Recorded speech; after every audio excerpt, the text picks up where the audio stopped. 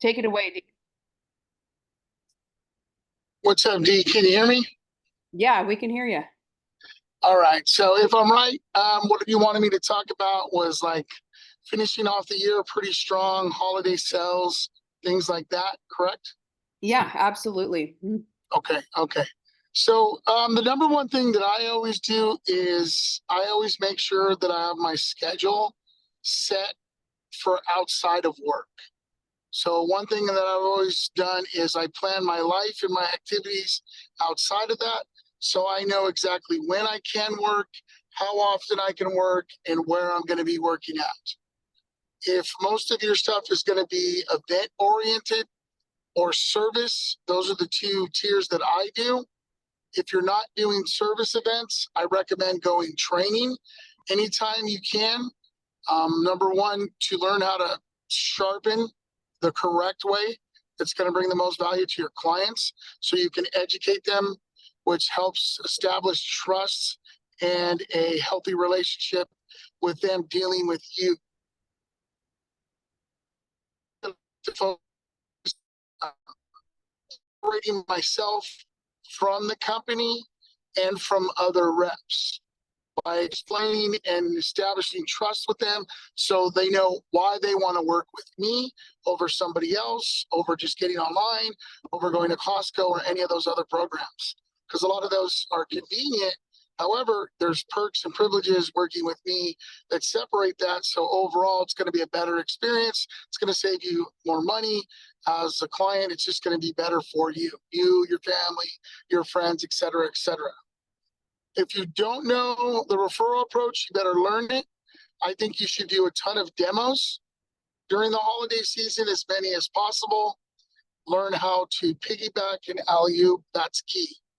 Knowing and having a good demo in the house is going to be better for you to do demos in the booth. It's just a modified version.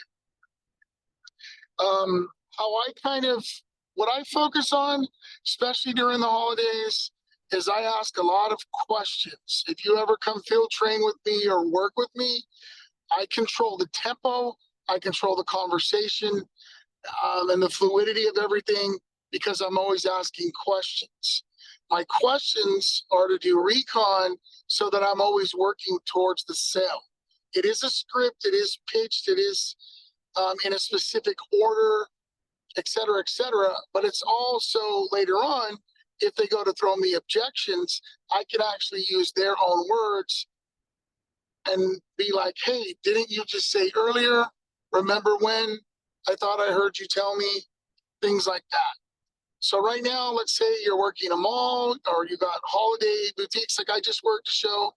Um, it's called the Peddler Show out here, and it's like a Christmas holiday show. These work universally everywhere. Denise told me to keep it pretty simple, so I'm going to give you some really strong ones that you can use anywhere, but they're really good during the holidays. Number one, what brought you to the event today? Because especially if you're working like a little Christmas show, arts and craft things, these little boutiques, most of the time, most things there are handmade and they're low cost.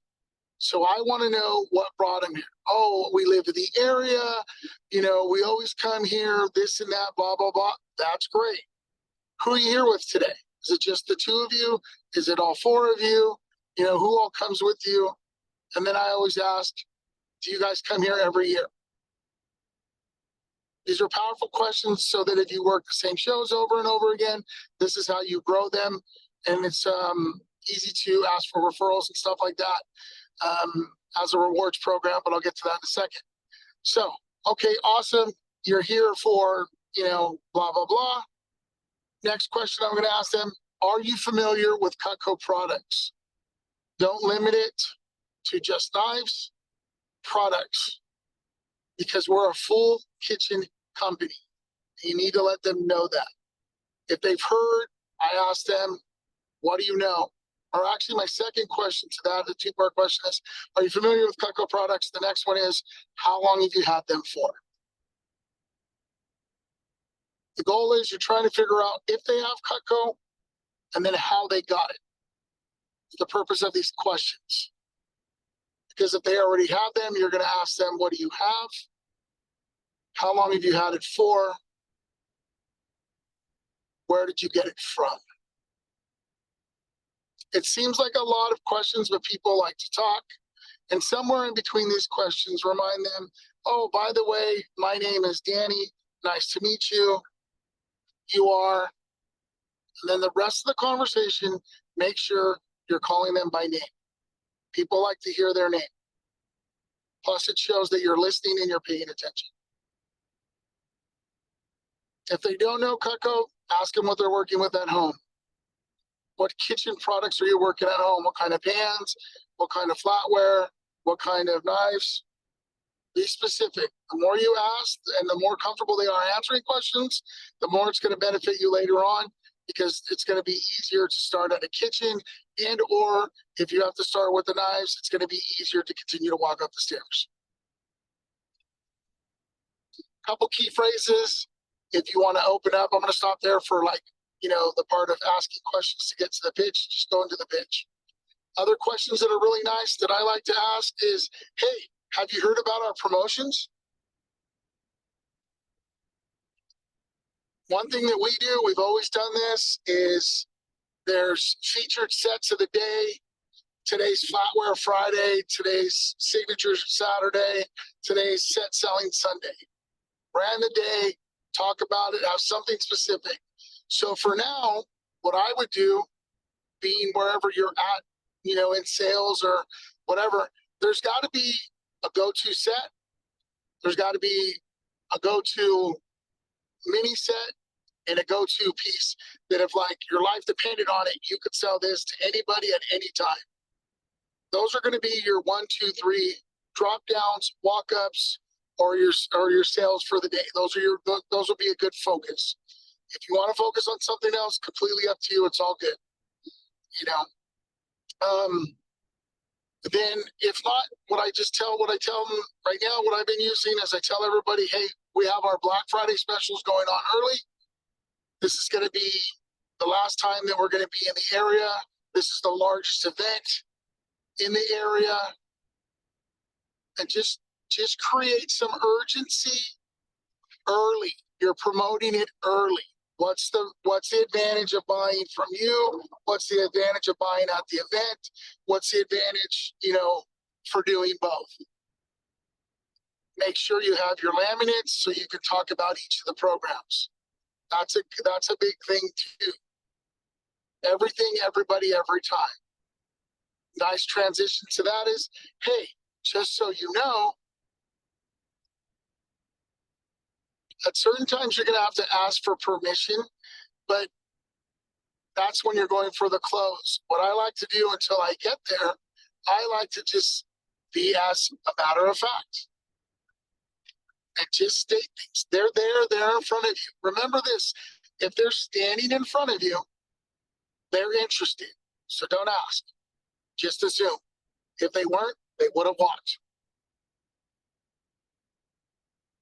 Share a couple things. If you have a favorite piece or two, my mom's favorite piece is this. My coordinator, she has cats. She likes to use this for blah, blah, blah, blah, blah.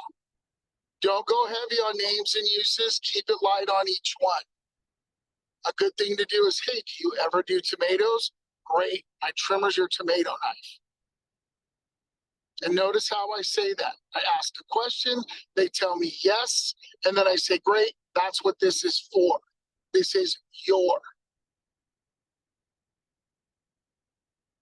So that you're getting on the same page. You're doing this together. You're walking towards what's going to be best for them moving forward. I asked you, what color do you like? How big is your kitchen? Ask some qualifying questions that don't have, necessarily everything to do with the pitch. Get some details so you know what you're working with.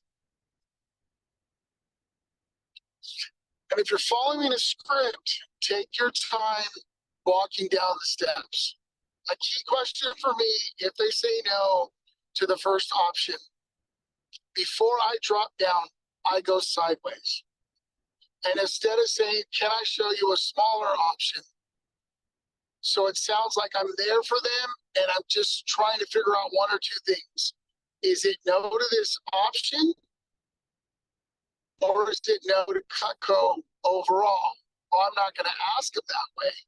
So what I'm going to ask them is there anything missing?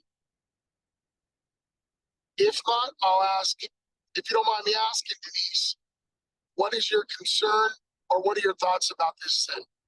Great question to ask. What are your thoughts? Because they're going to tell you like, oh, I don't know. It's just so big. I don't know if I'd use all that. I don't know if it's this. It's always one or two things. It's always about the money or it's always about the pieces. Now, for me specifically, I like to make it to where I get it to be just about the money because that's what we have the biggest influence. We can give free stuff. We can give a discount. We can show them a smaller set, package, individual pieces, whatever. So there's a lot that we can do about the money.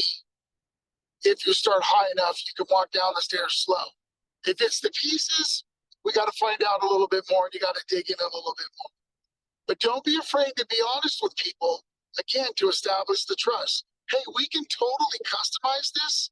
If this is, not something that you don't think you'd use this and that. But just so you know, when we do that, it does change it a little bit. My biggest discounts are my pre-arranged sets and bundle packages. But as soon as we customize, it does turn it into like an a la carte order. I'll still do the best I can for you. However, do you ever, and whatever they told me they weren't going to use, I go back to what it would be used for. And all you got to do is get them to say yes to one use, and you're good. Now remember, this is your forever set.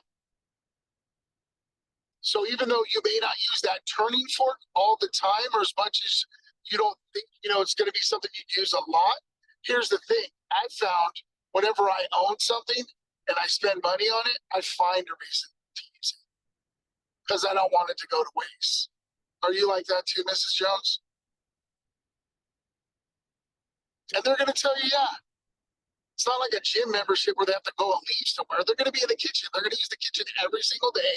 They're going to be in their day. And also, too, if they're not the only person cooking, barbecuing, or eating, somebody else might be using it too. Here's another advanced tip. If you're pitching a couple, which is always the best to do, if you're pitching a couple, ask who the main cook is or if they both cook. And the key, spend a little bit more time with the person that doesn't cook as often. Because the person that cooks a lot, they're going to be about it no matter what. Because they're the cook. So you got to make sure that the other person is engaged. Make sure that they cut leather right after you cut the penny. Hand that person the scissors. You got to ooh and ah that person. So when you ask for a big order, or a first-time buyer to spend, they're going to be part of it as well. So a lot of reasons why, like myself and Denise and some of us other, Hall of Famers don't get the objections that you guys do, is we plant the seeds before we're proactive to avoid them. I love to call my cleaver the spare tire. It's not something you use every day, but it's amazing to have when you need it. And I use the ultimate pieces. I get more names and uses on those pieces and get more excited about it than I do on any other of the pieces because I want to sell complete sets. I truly do myself believe it's the best set that we have as a minimum because it has everything for all meats and all vegetables. And it's just kind of makes sense. So when it comes to cookware, flatware, bundle packages, business gifts. It's kind of tricky. What I would do is anytime I'm working an event, anybody that you're working with, especially if it's somebody who's, higher in career sales and is good about things, I would ask them, hey, what's the number one thing you're best at selling at? Or tell them your struggle, ask questions, listen to their pitch, and take good notes. If you are a student of the game of business, you're going to be amazing at this because you're always going to be asking questions. So you're always going to be learning. And remember this, whatever you learn, once you can teach it to somebody, then you've mastered it. Now you can move on to something else. So, Dee, how long do you want me to talk? Do you want me to do some Q&A? I mean, I can keep going all day. I got a 2-hour drive right now, so you just tell me.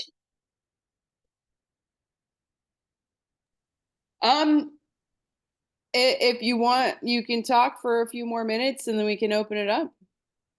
Okay, not a problem. So, couple good questions. These are very oriented towards holiday shopping. I asked them, who do you normally buy gifts for during the holidays?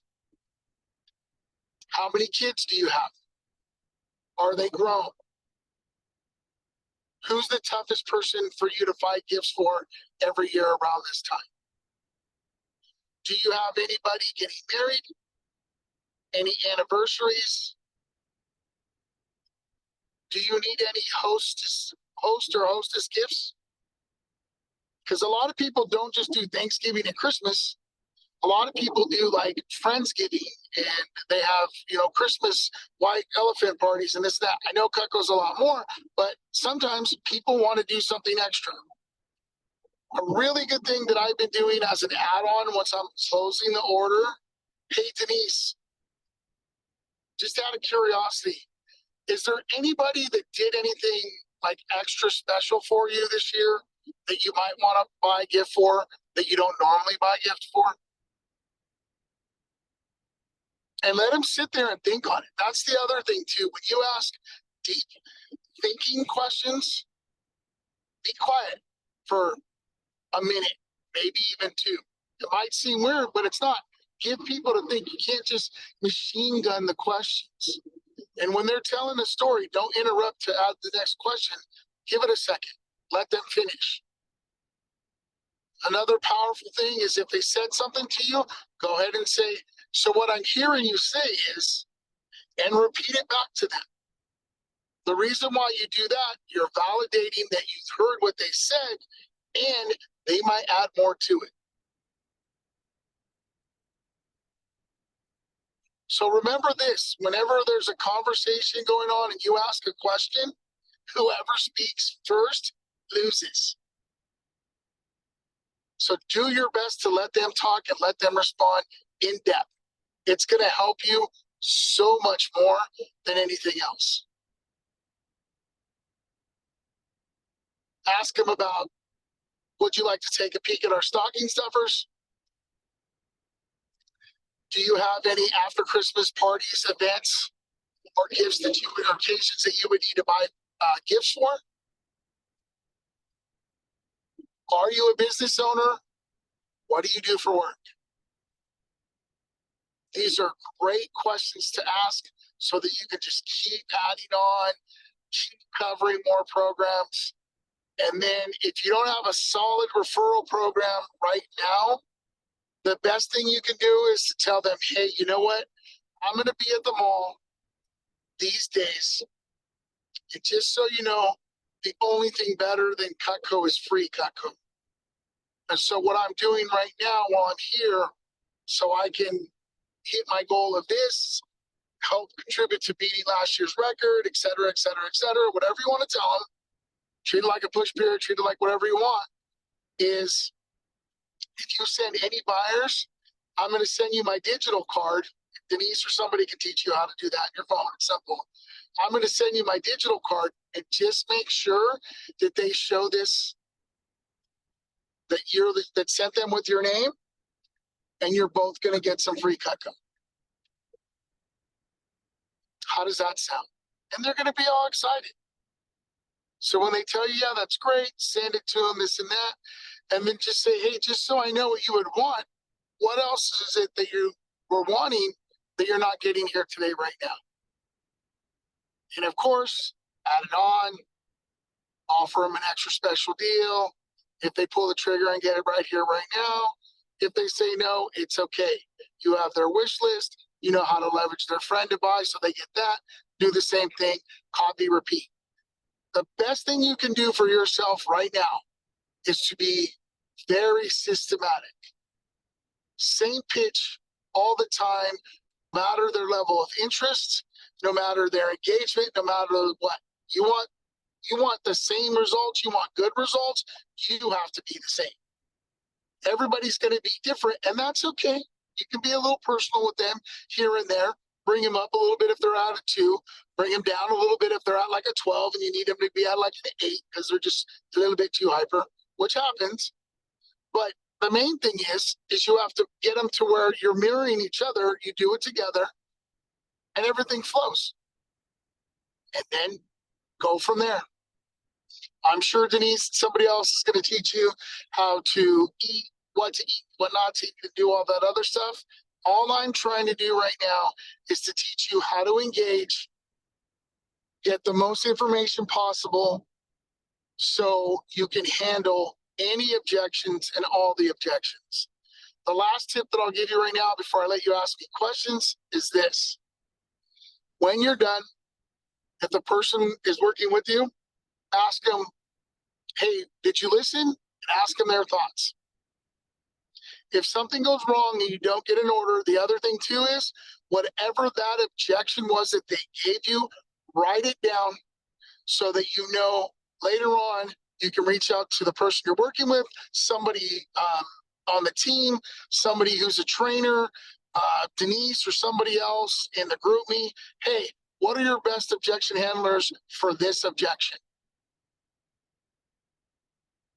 And work on handling that one. Because I promise you, if you focus on it, make it a priority, you won't struggle with it anymore.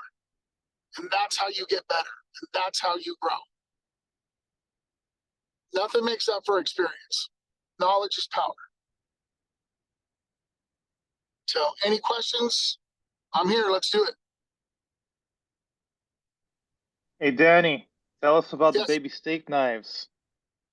The baby steak knives? Yes, sir. Are you talking about the table knives? They're little itty bitty little steak knives. Is that what you're talking about? Yes, sir. So what I do, it's going to be a little bit more difficult for you girls, but okay. What I do, because I have really thick, wide hands, I always make sure that I cut the leather with a steak knife. I don't do it with a table knife. I do it with a steak knife. And here's a really good secret, okay?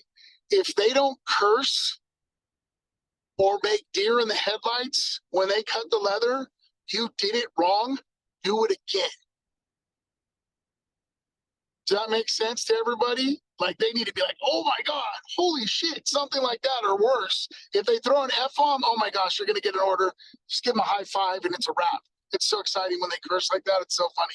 I just laugh. But what I do is I'm talking to them and I always do it with the guys. Like I said, I always do it with the guys. You look like a big guy. You look like you work with your hands. What do you do for work? That's a great time to ask. And I get them to use the Hinkle's knife. I use the Hinkle's knife. I have them saw and I tell them, be aggressive, push hard. And I make sure and I tell them long strokes, saw back and forth, 2 key tips. And I was like, did you hear that? Because if you pay attention, when they cut it with the junk knife, you can hear it go, I'm like, did you hear that? That's because the points are doing the cutting. It was good when you were pushing, horrible when you were pulling back. Now, here's what I want you to do. We have 2 versions of steak knives. We have these. I like to call these, we call them table knives, and I'll explain to you why that in a second. It's kind of like a butter knife, a little small, so you can do good for everything, and it'll cut everything. And then we have these, my full-size steakhouse steak knives. And I look at them like these are man knives, like, what's up? How are you? Like Denise, I work out, look at my cannons, blah, blah, blah. And I just get real excited about that. And I hand him the steak knife and I said, okay, now I want you to do something for me, okay? Make sure you push just as hard.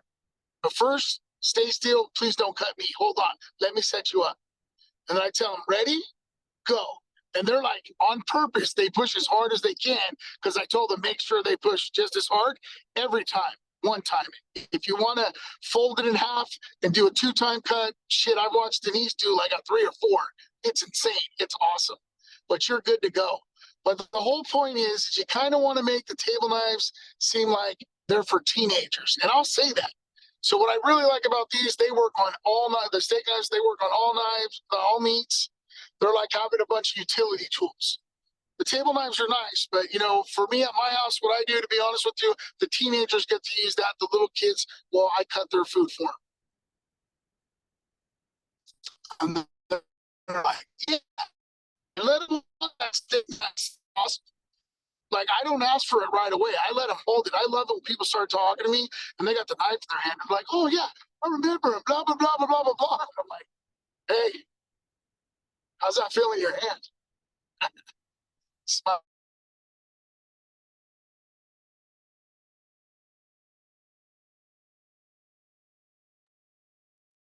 Hey, Danny, you're frozen. Are you there? We can't hear you anymore. Oh, what happened? There you are. There Okay, you sorry. I said, good question. I'm driving, so I might get this.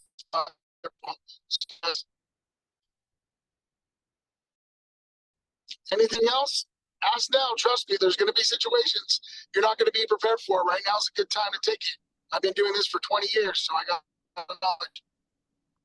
Hello. Can people hear me? I don't know if my mic's working. Oh, perfect. Thank you. Hopefully Danny can hear me. Thank you for those awesome little tidbit notes and things that you say. That's awesome. Yeah. I was just curious when you were talking about when you were saying have you heard of promotions, like creating urgency, and you were mentioning sets of the day, set selling Friday, flat rate Friday, like little stuff like that, talking about how talking about everything, everybody, every time, right? So when you're creating focus on a go-to set, a mini set, and pieces, what are your go-to mini pieces that you frame your day around? Is it dependent on the event, or is it kind of your own go-to that you typically do go to? No, that's a great question. Can you guys still hear me? Yes, we can. Okay, perfect. No, that's a great question. So I never have a ceiling, but I always have a floor. So for me, what I tell them when it comes to our promotions, I say, hey, Denise, here's the cool thing. If you're not ready to get a full set and we're looking at maybe just some prep knives or a couple things, what I have going on right now is a mix and match 5, 7, and 9-piece special. Because sometimes you don't just need stuff for the house. Sometimes maybe you want a pan, and then maybe you need some spoons and forks, but you also want some stuff for the house. If you want to customize, you can. But my go-to for my bottom, if they're asking what's on sale and they're looking for a special, if you're going to buy from me, you're going to get a 5, 7, or 9-piece special. Now, here's the key. You have to make sure that you start off with things that they're going to do. I get the sets for life thing. I open it up. This is super advanced right here. So whoever writes up some orders with this, you better speak well of me, okay? Have a erasable pin or whatever. What are those called, Denise? Those stupid things for the whiteboards? Dry erase boards? Dry erase Dry board? eraser. Thank you. Thank you. Thank you. Thank you. Yes. Have one of those. Make sure that your sets for life thing is laminated. And then say, okay, and who am I speaking with right now? What's your name? My name is Therese. Treese? Therese, yes, Therese. Okay, cool, perfect. Treese, this is all of our knives. If you don't mind me asking, which 3 knives right here look like the ones you use the most? So I'm going to get them to 3 instantly, just by appearance. Does that make sense? Yes. Okay, so I'm going to lock them into 3 instantly because I'm going to close them with the other 2 because we're doing this together. So I'm going to get them to 3, and you're going to say this, this, and this. 90% of the time, it's going to be a chef knife, a smaller knife, and then something else. Great. If you don't mind me asking, what do you use each of these for? All you're waiting for is for them to give you a use that's wrong. So as soon as that person tells you, oh, I use my chef knife to do my meat, wonderful. And it's up to you what you go to. I'm going to go to a petite carver, a butcher knife, or a hardy slicer. But before I do that, I'm going to ask that, just out of curiosity, what meats do you cut the most? And depending on what they tell me, I'll choose the knife to go to. Good. I'm going to say, you know what's great? Actually, the chef knife is a veggie knife. The reason why it's long, you're supposed to leave the tip down and then you rock. It's like a chopper. It's for raw vegetables, maybe raw meats, but mainly for vegetables, you're going to use the back part. And I demo it and I say, you know, is this kind of how you chop things? And they're going to be, yeah, great. For meats, remember how we just cut the leather? Cooked meats, you're going to want something like this. So now they have their three. I'm retraining them. Retraining their brain on what to use for there. And then I'm going to make a couple suggestions and go from there. When they're at 5, I'm going to tell them they're going to get up to 15%. If we get all the way up to 9, you're going to be somewhere between 15 and 18%. I don't get so caught up with that, with the numbers and the percentage a whole lot, and most people won't either. What I just do is I just keep adding. So right now, if you think about it, they're going to do, it's basically buy 4, get 1 more. So they're at 5. How I get them to 7 to 9 is I tell them, just so you know, because you're doing this 5-piece and I'm going to treat it like a set. Now you ready for this one? It makes you a good candidate for our upgrade program right here, right now. So if you added any steak knives, whether it's the baby table knives or the full-size steakhouse steak knives, it's a buy 3, get 1. It's a full 25% off on those. Well, I'm going to show you what that looks like. So if you pay attention, I just went from 5 to 9. I didn't even worry about 7.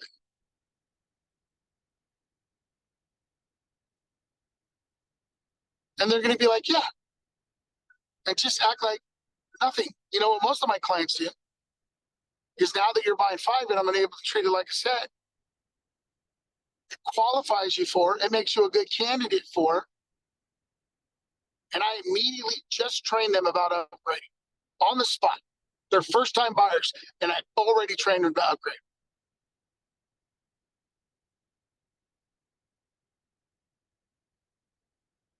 Great question. Thank you. I feel like every time I've tried to do upgrades, I think it's locked in for sets in particular. But I like how you said 5, 7, 9-piece special. That doesn't have to just include knives. It could be like you said, forks, spoons, or other small pieces. And that's awesome. Thank you so much. Yeah, and the great thing about that is if they choose something other than just that, and make sure, you know, it could be a cutting board, it could be scissors, it could be accessories. The great thing is when they do that and they don't buy just knives, they're already shopping for the kitchen. This is somebody that you're going to train. Remember, if we get it to 5, and this is some money line I use this weekend. Hey, remember, the magic number is 5. And if you just repeat that in your close, they're going to be so focused on 5. They're like, no, we need to get the deal. No, we need to get the special. You just so took them away from buying individual pieces. I love it when people say, can I get individual pieces? Absolutely. I'll sell you anything you want. Do you want my stool? And they look at me like, what? It's like, oh, I love to sell. I'll sell you anything. That's great. Yeah. I love selling 1 pieces because I make more money that way. And they're like, what? And I was like, but if you want, I'll tell you about our specials. It's okay. I'll tell you about our promotions. And I just do it so nonchalantly that they're like, oh man, this guy's good. And I'm like, yeah, let's dance. I love to dance. And then just go after it. Your questions are going to take you everywhere that you need to go and that they want to go. And they're going to close themselves. Remember, anytime you talk to somebody, a sale's always made. Either you close them or they close you on not getting it.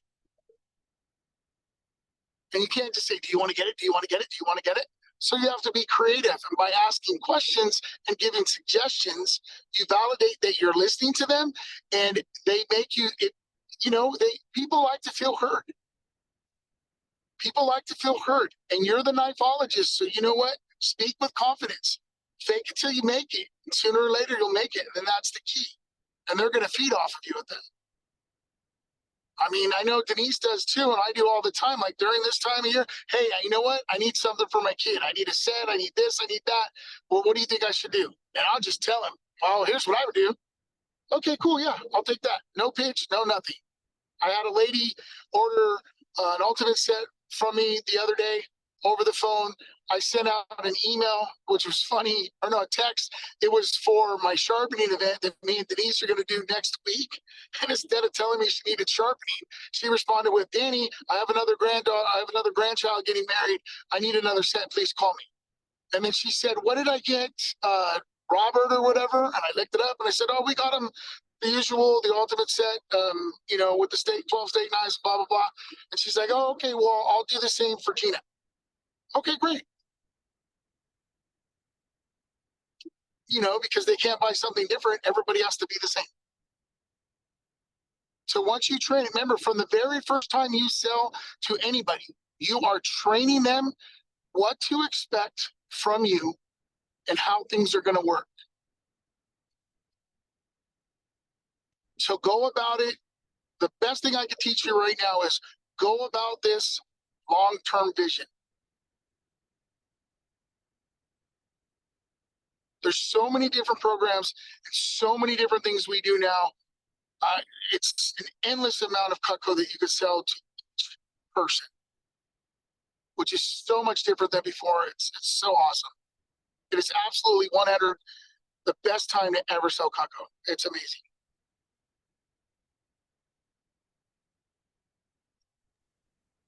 Any other questions, guys? Any other questions for Danny?